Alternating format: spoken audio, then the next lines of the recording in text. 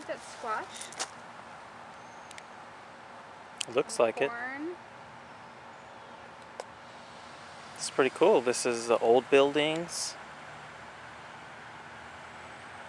I don't know what they use them for, but over here you got new building. And this is their garden. Yeah, it looks like, I don't know, zucchini or squash. Oh yeah. Zucchini. Or they got corn.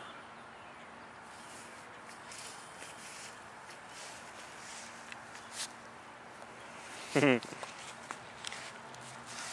like a weird little garden in there, or something, like, I don't know, a well maybe.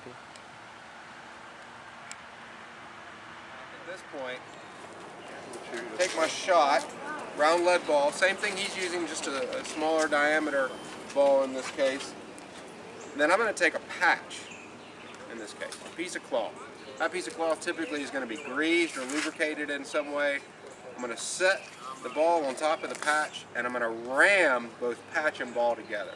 And what that patch does, what that piece of cloth does, is it simply acts as a gasket or a gas seal. It's creating a tight fit between the bore and the ball itself. So we'll at least ram that piece of cloth down. We won't ram that shot down today.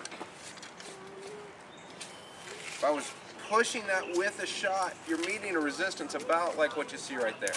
Really tight fit. It takes me about a minute, a little bit less than a minute to load properly.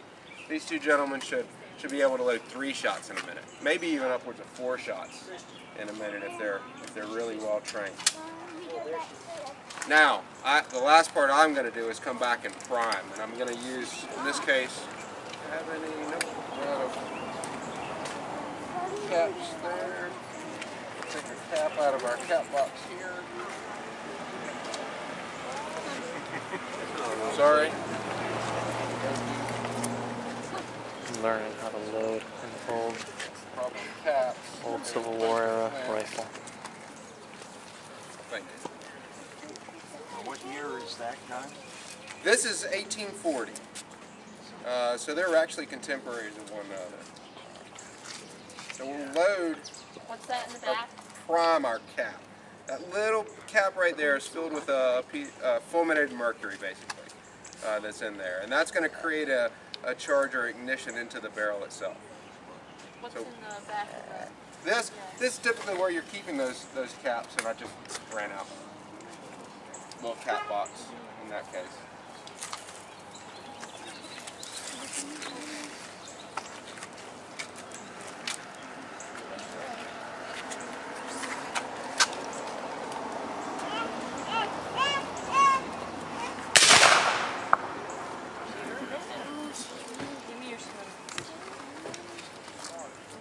So when I load this, I draw my cartridge out, tear the end of it off, and I pour a little bit of powder into this pan right down here in the bottom. You can see it. And there's a little touch hole in the bottom, and that's what connects this pan to the inner part of the musket. So I've got my powder in here, close the musket pan, turn it about, and pour the rest of the powder down in. If we were in a military campaign, we would actually have a musket ball loaded in the base of the cartridge. But we're just shooting paper blanks out here today. So that all would go down into the barrel, and the paper would act as a wadding, and use the ramrod to pack it down nice and tight. And then you're ready to fire. When you get out there, you draw the hammer back and you pull the trigger, and you should see some sparks. I didn't see many that time. I'll probably have to do some more cleaning on it.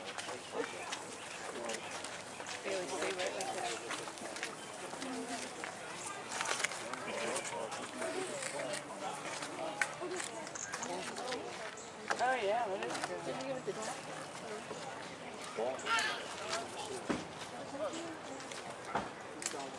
Backfire. Oh, we're just walking and wandering. Yeah. We're holding her ear. Stay in wrong place.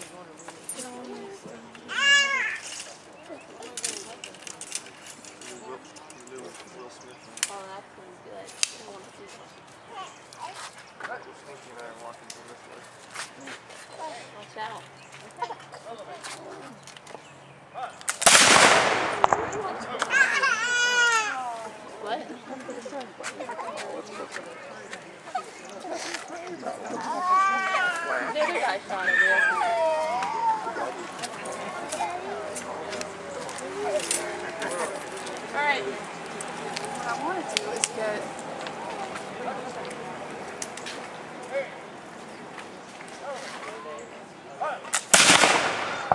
Oh, misfire. Misfire again.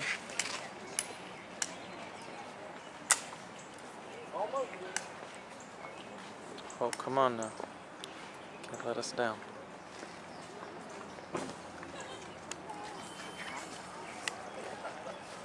Yeah, it was loose. Yeah, if the flint's loose, if the flint's not tightly held within the jaws of the cock, it can't strike hard enough to create a spark. Oh, I saw a spark.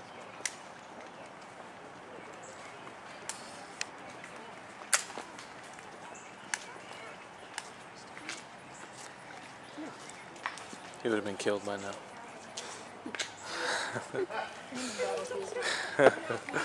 They would hit him with the cannon or something. That's one of the targets. When we actually do a live fire once a year, and if you look at the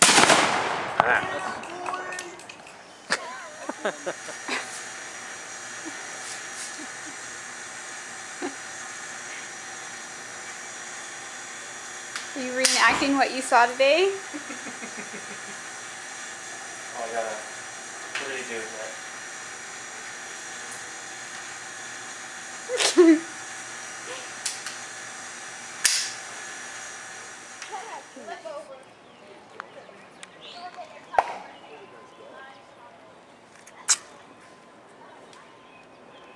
What size dog do you want, honey?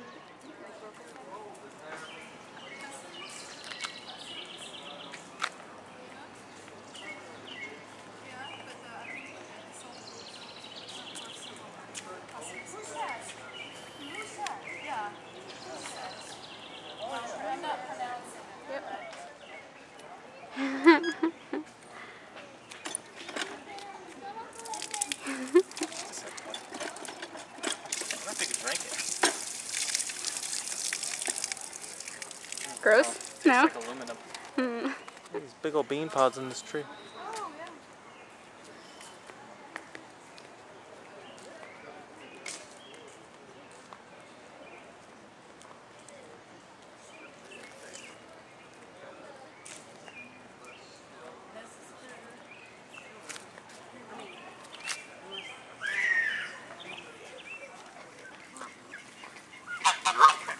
The duck population of Winston, Salem has proclaimed that if we want to leave here with our lives, we've got to give them part of our lunch.